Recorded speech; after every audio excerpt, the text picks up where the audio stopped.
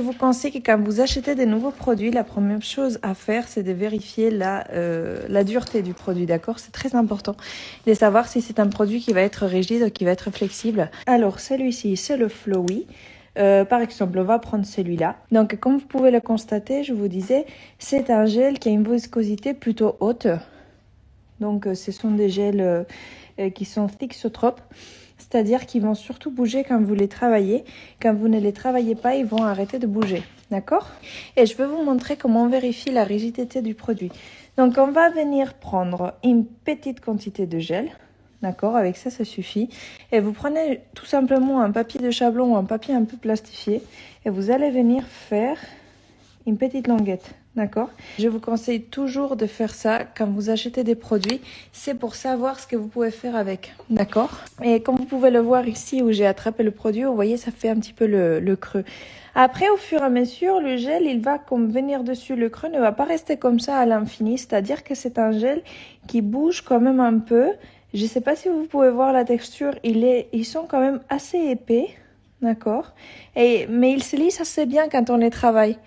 Moi, j'ai beaucoup aimé travailler la texture, même, vous voyez, moi, je suis pas gauchère, ici, sur ma main droite. Je m'en suis sortie avec trop peu de l'image. Donc, j'ai fait l'autre jour, pareil, pause sur cliente, etc. Je les ai pas mal testés. Et je trouve qu'au niveau du travail, ça se travaille plutôt bien en clientèle avec zéro l'image ou vraiment très, très peu.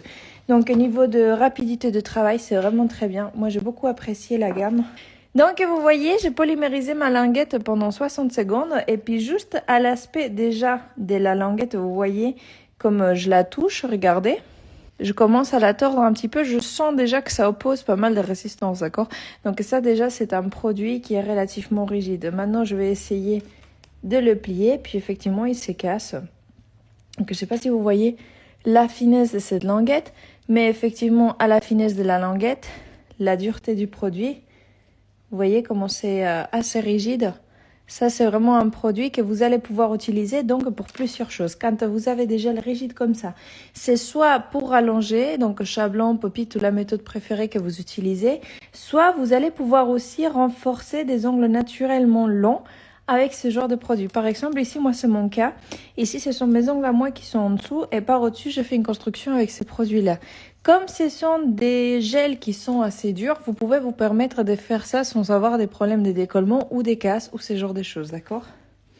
Donc moi, personnellement, je les conseille vraiment pour faire des extensions ou pour renforcer des ongles qui sont déjà longs, des ongles naturels longs.